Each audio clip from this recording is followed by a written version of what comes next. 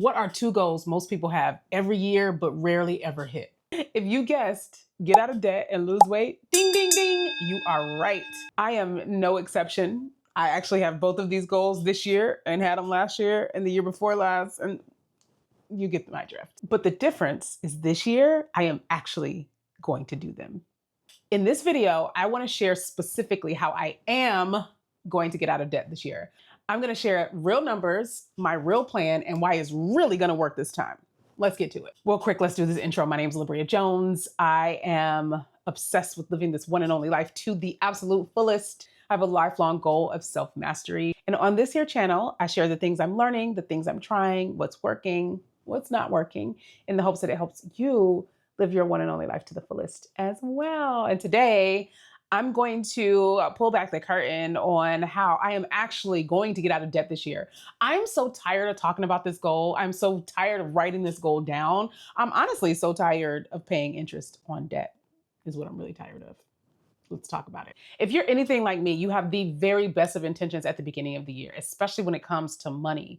You're going to spend less. You're going to save more. You're going to get out of debt. You're going to pay off your credit cards. You're going to pay off your loans, yada, yada, yada, and et cetera, et cetera. And then if you're anything like me, it just becomes yet another thing I told myself I would do that I did not do.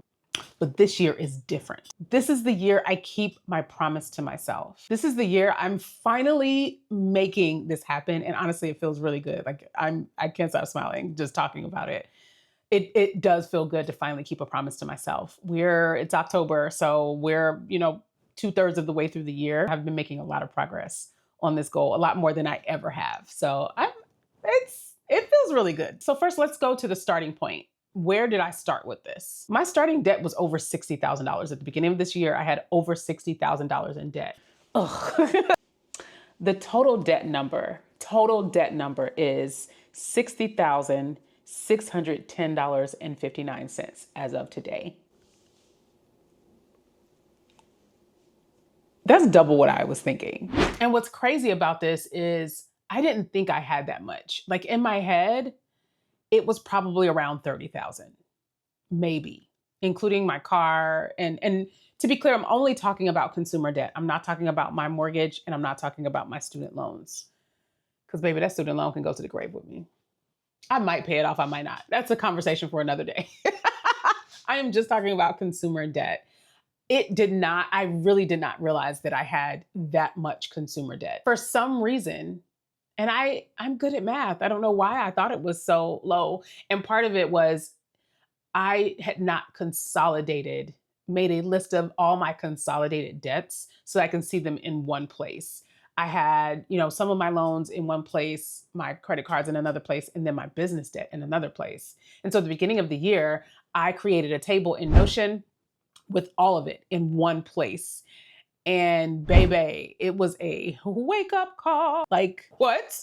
That number hit me right in my face. While I started the year, like super optimistic about this, when I saw this number, I was like, oh, maybe I need a new goal. Maybe I've been a little ambitious. I had no idea how I was going to reach this goal, but I was up for the challenge. I was like, you know what? I can lean into it. And even if I don't hit the goal, I want to make real progress here. So I am going to, you remember what they used to say on Star Search? Shoot for the moon. And even if you miss, you're among the stars, right? So I'm shooting for 60,000. And even if I miss, maybe I land at 50,000. Maybe I land at 40,000. Either way, I want to get rid of this debt. So here's a breakdown of what that debt was from the beginning of the year. Of that, $10,800 is business debt. We will deal with that separately, but I'm going to be talking about my personal loans and credit cards. My total loans are about $14,000. That includes personal loans. That also includes my car loan. I think I only own like $4,000 on my car. So $10,000 of that is something else. And then credit cards, that credit card balance, drum roll, Pete, please. That credit card balance is $35,808. That's a lot of spending for somebody that has no designer clothes. That's a lot. And again, that number scared me, but knowledge is power. I have seen so many people run from the knowing. Like they just don't want to know. Ignorance feels like bliss. But the truth is, ignorance may be blissful, but knowledge is powerful. It gives you the power to know where you stand and what you got to do. One of my very close friends wanted to buy a house, but she didn't want to run her credit score. She was so afraid to find out what her credit score was because she was like, what if it's bad? I was like, yeah, what if it is bad? Then you know that you need to go and improve it. And also, what if it's not bad? You know, not knowing is not helping you. Not knowing keeps you helpless. You don't have the power because you don't have the knowledge. And so making sure that I knew that number, while it was a shock to the heart, okay? It was a little painful to see that number and realize that it's so large. I at least knew where I stood and what I was up against. I felt empowered to, now I've got to build a plan to chip away at this. And even if I don't hit the full 60,000, I can do a good portion of this, but knowing my number was the most important first step. Now let's talk about how I got here in the first place. How did I even get $60,000 in debt? Like what was I doing? Because I'm not the girl that buys a bunch of designer clothes. Like I don't have, y'all, if you follow me on Instagram, you will see I probably wear the same 6-7 outfits every week. Every week. I own one designer bag and it's Coach. I mean, don't get me wrong, Coach is like coming back up in the world, but it's Coach bag. And I have a hookup at Coach. So like, I don't even pay full price. So all I'm saying is that ain't why. Here's how I really got in this mess, because it is a mess. Here's how I really got in this mess. I decided to try to play the points game. This all happened really fast. This was like 2020, late 2020, I want to say. I decided I wanted to play the points game. Before then, I had one credit card. I just had one credit card. It was a Capital One credit card that I got in college. So I've had this credit card my whole adult life. Because you remember when you got on campus, they was giving out pizza and free t-shirts if you signed up for a credit card. So I have that same credit card that I've had since I became an adult and was able to legally sign away my future to a credit card company. I only had that one credit card. And today I think I have 6 cards. Yeah. So I decided, I'm gonna play the points game. I travel a lot. It makes sense to just get some credit cards and use them for my everyday purchases and use them for my businesses as well and get points for it, get rewards, get cash back, all the things, right? So here's the problem. I tried to play the points game, but baby, the points game played me because what I ended up with is lots and lots of debt because my first credit card, like it had a very small balance. Like even the credit limit was pretty small. That card is a small fraction of that $60,000 in debt. A very small fraction. I probably owed at the time $10,000 on my car and I had a loan. I was probably at like $20,000 in debt before I started playing the points game. It did me in, y'all. I tried to play the points game. The points game played me. The other thing that got me into this mess is compulsive, thoughtless spending. I could be cleaning up the house and thinking, oh, you know what? I need some new sheets, or I need a new container to put my makeup in, or I could be packing and being like, oh, you know what? I really need XYZ. And I will just go on Amazon and buy it. No thought to whether or not I have the extra money to do this, if it fits in my budget. And it's always something small. It's always like a couple of little things like, oh, I think I want a new travel humidifier. It's always these small little things, but those small things tend to add up, especially if you're doing this on a regular basis. Just compulsive and thoughtless spending was part of my downfall. And then travel. Actually, I will say about 40% of my travel is covered by someone else. So I'm usually traveling for work or traveling for a speaking engagement or traveling to facilitate a trip for one of my friends who runs a travel company. So a good 40% of my travel is covered. I don't pay for it. However, that other 60% is all me. And my motto, ever since I started traveling heavily in 2013, has really been no borders and no budget. Baby, what trip budget? I have literally never set a budget for a trip. I've kind of set a budget for a trip, like 1 or 2 trips. I've like guideline budget. Like when I took my mom to South Africa, I built out a budget. And that was more like, how much do I think I'm going to spend? It wasn't like, let me save up for this. This was literally, how much do I think this trip's going to cost? It was not at all, let me save up for this. It wasn't that. It was like, this trip probably going to cost about $2,500. Yeah, that sounds right. It was like that. So I've literally never set a trip budget and like set aside money specifically for a trip or saved up for a trip. Baby, I just be traveling off vibes. And vibes cost money, apparently. And because I know someone someone will post a comment under this video saying, oh, but your travel is write-offs because you are in the travel space and you're a content creator. I am a content creator. I am in the travel space. I used to run a travel business. I share a lot of content about working remotely and traveling. And on TikTok, I share a lot of travel content as well. Someone's going to say it's a write-off. That's a write-off? Yeah. Do you even know what a write-off is? Yeah. It's when you buy something for your business and the government pays you back for it. Oh, and who pays for it? Nobody. You write it off. Who writes it off? I don't know. The write-off people. Let me just address that real quickly. Write-offs don't make it free. It's still got to be paid for, okay? I want us to stop using or dismissing expenses and saying, oh, it's a write-off. Let's break this down. It's a write-off in that it is a business expense. And in some cases, your business taxes might, possibly, potentially reduce your personal expense, your personal tax liability. So there's that. Also, even if it is a write-off, it is a business expense, meaning that it comes out of my business revenue, which also means that it reduces the profit that I have in my business and reduces the amount left over to pay me. So either way, it costs money, okay?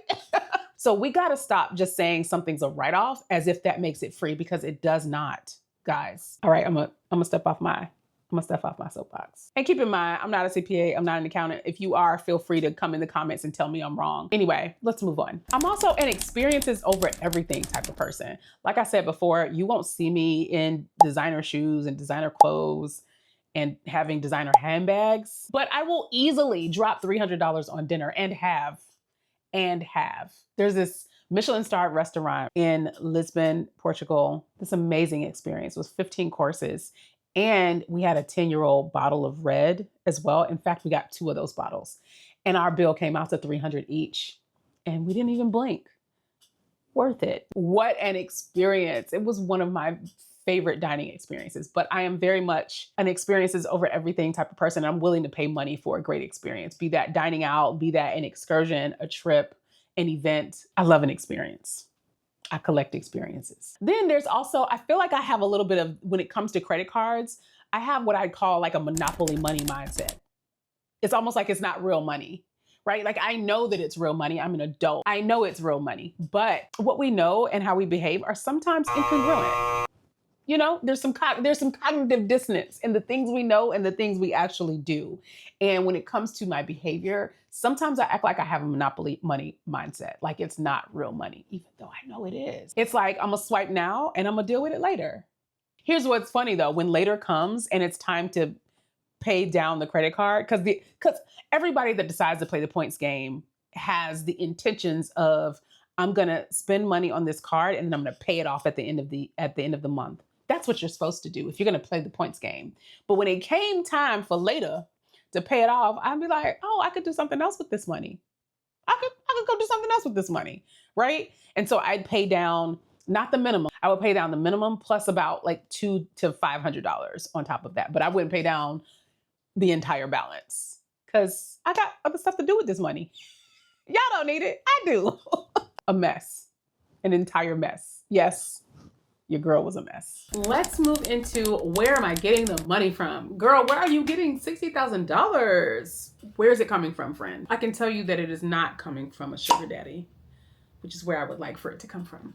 If you know any, send them my way. My most lucrative side hustle is brand partnerships. I get paid to post things for brands. I get paid to post things on Instagram, on TikTok, and on YouTube for brands. And typically brands will reach out to me and ask me to post something, to do some content, to collaborate, and they will offer me a certain dollar amount in exchange for sharing content about their organization. That is what a brand partnership is. And that is how as usually the main way content creators get paid. Last year, I made $30,000 in brand partnerships. And when I sat down and realized that, I made $30,000 extra dollars on top of my salary. I was floored because how the hell am I in so much debt when I got all this extra money? And so this year I was like, you know what? I'm going to take that brand partnership money and I'm going to put it towards paying down debt. This year, so far, I have about $50,000 in brand partnerships, which means that there's a $10,000 gap. Now this year's not over and brand partnerships are picking up. I've got more brands reaching out to me for Q4 work. And so I hope to get more brand partnership money to cover that $10,000 gap. So there's a bit of a gap. Now, I also want to say that $50,000 has not been paid out to me just yet. That's just booked revenue. That is contracts signed. But that is where I plan to get the money to pay off all this debt. I'm going to use my brand partnership money to pay down debt. And then any extra money that I just get that I wasn't expecting. Now, if I didn't have the brand partnerships, how would I pay down this debt? I mean, it's great that I've got, this extra income coming in from brand partnerships, but like, what would I do if I didn't have that?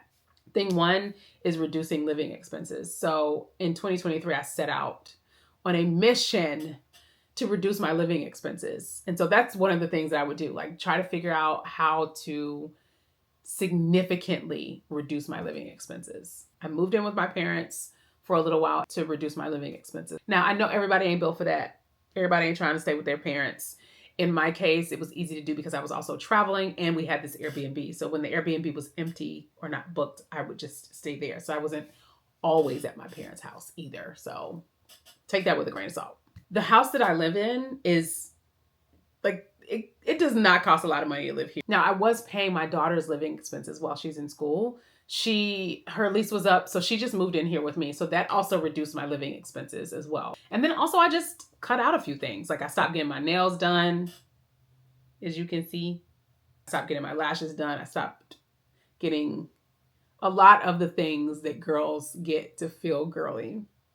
So I cut out a lot of my beauty expenses and grooming expenses. I also cut back on a bunch of subscriptions as well. I had Rent the Runway. I stopped paying for that. I also canceled my Peloton subscription and my Bumble subscription. That was a waste of money.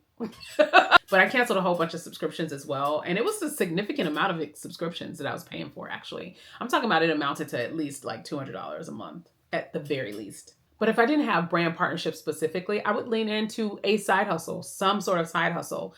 That could be creating digital products, that could be coaching, that could be freelancing or creating a course, packaging my knowledge.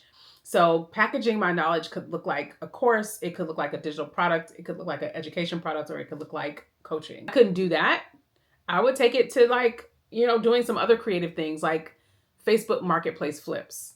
I mean, the number of stuff that people give away for super cheap or for free on Facebook, I have literally heard stories of people who, this one woman, there's this podcast that I listened to called The Real Estate Rookie, and they were talking about how people raise money to buy real estate. And this one woman was talking about doing exactly this, selling things on buying things on Facebook Marketplace, updating it, and then reselling it.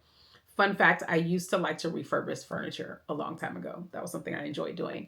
And so there are people that make money doing that. That's something that I would probably do. This one woman though, like she got so good at it. One time bought a couch on Facebook Marketplace. And before she even went to pick it up, she was looking at the pictures and it didn't need any refurbishing. So she just took the same pictures and relisted it on Facebook Marketplace at a higher price and sold it at a higher price, which is called wholesaling. People do that in real estate as well. I would probably do Facebook Marketplace furniture flips or wholesale furniture, stuff like that.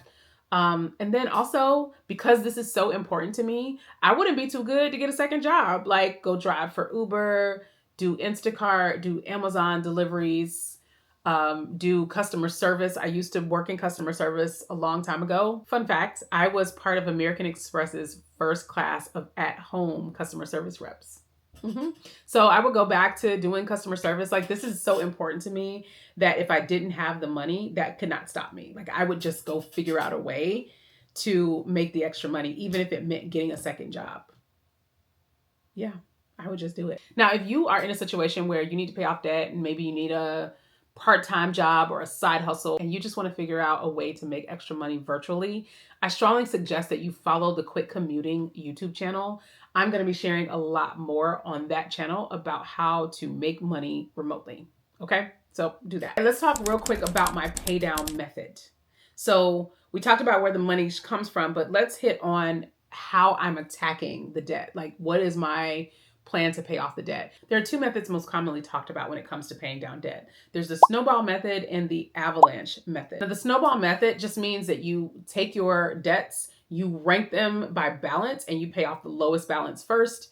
And then you start rolling those payments into the next one and the next one and the next one. It gets bigger and bigger and bigger. So you pay the bigger balances. That's why it's called the snowball method, because you start small and you go bigger. This method is really, really good for people who need quick wins, need that psychological boost or achievement motivation, right? So these are folks that maybe you haven't paid off debt in a long time. Maybe it's been really hard for you to pay off debt and you just need to be motivated. And you will get motivated better by checking a box sooner, because the bigger debt is going to take you longer to pay off and you might get demotivated. But a smaller debt, a smaller balance, once you pay that off, you're like, oh, that felt good. I'll go pay off another one. So this is really good for people that need that achievement motivation. Some people are motivated more by quick progress. And it's a wonderful method. It's honestly a method a lot of people commonly use. Also, it's good for people who don't have the cash flow to really make a huge dent in their debt as well. So those smaller balances,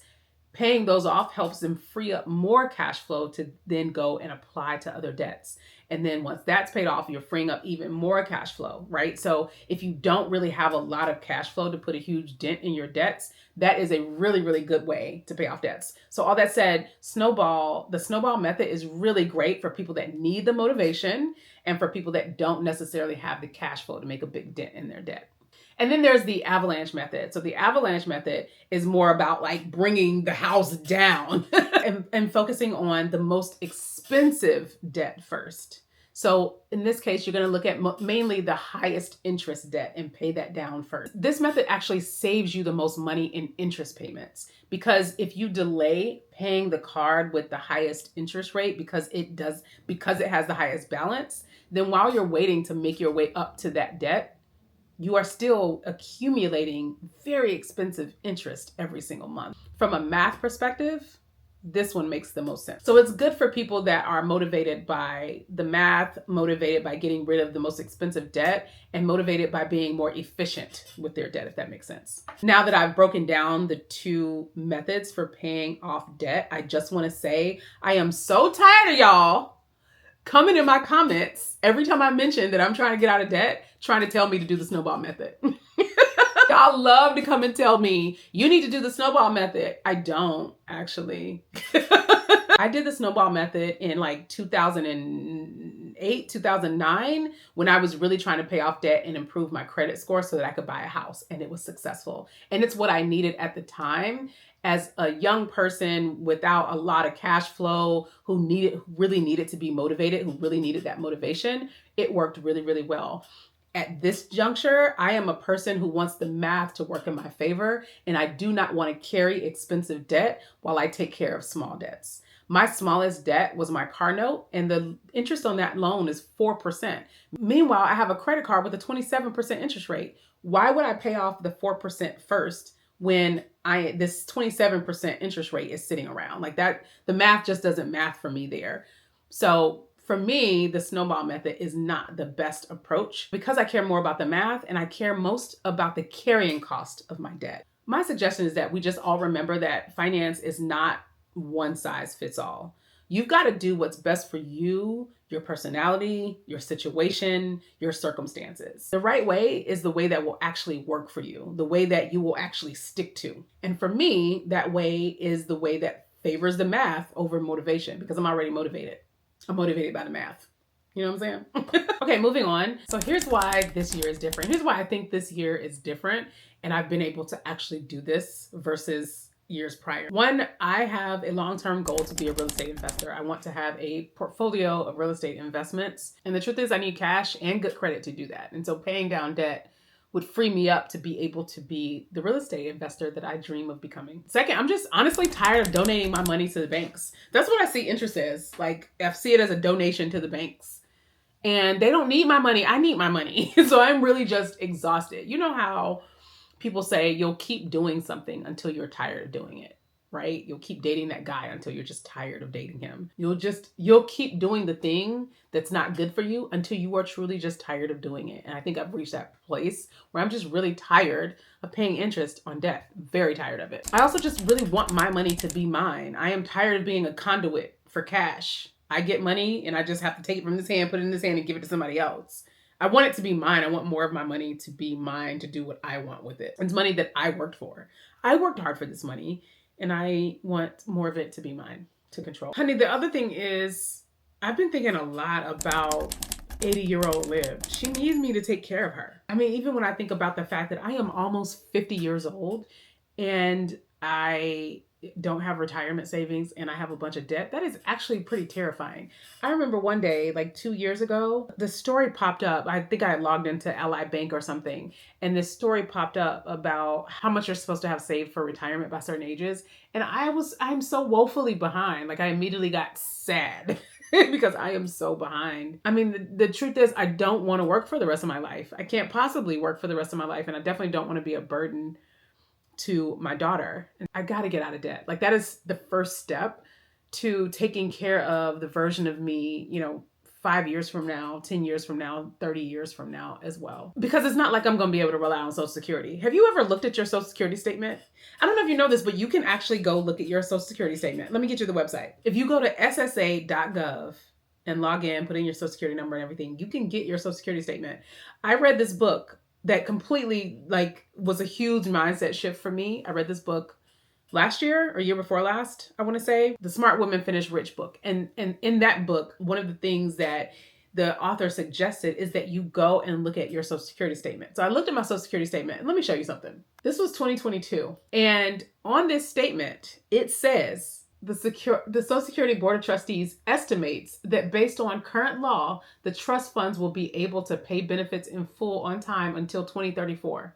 Mind you, I will be 62 in 15 years. 15 years from now is 2040. So it's saying that what they show as my full benefits, they'll be able to pay it until 2034. 2034, they won't be able to pay it in full anymore. I won't even be of retirement age yet when they run out of being able to pay it in full. Then it says in 2034, Social Security would still be able to pay about $780 for every $1,000 in benefits scheduled. So that means 78%. So they'll be able to pay close to 80%. And that's 2034. I don't even know what it is right now. I won't even get my full Social Security benefits. And I'd probably only get, $2,000, a little bit more than that a month, depending on when I retire. So I can't depend on Social Security. I've got to be able to take care of myself. And then the other reason why this year is different and I'm locking in on this so well this year is because I still ain't met a sugar daddy.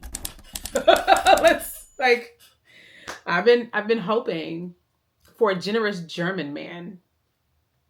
I would call him Gigi, a generous German man to come along and wipe out all my debt and, make my life easy. But he hasn't shown up yet. So a girl's got to do what a girl's got to do. You know what I'm saying? But honestly, the biggest difference, the biggest thing that made this year different is some mindset shifts that I had to make. I'd say there are 10 mindset shifts that I really had to make this year to stick to this goal. I'm not going to break those down in this video. It's already kind of long, but I made a video breaking down the 10 mindset shifts that really got me over the hump and helped me get serious about paying down debt this year. So depending on when you're watching this video, I may have posted it already, may not have posted it. Go ahead and subscribe so you get notified when I do post it. If you're watching this video and it's already posted, don't worry. It's actually going to automatically play next as well. Cool. So anyway, this whole thing has not been easy at all. I'm gonna be honest with you. It kind of goes against the grain of, my personality to just be an impulsive spender. And I've had to say no to a lot of things. So it's been hard. It's been hard,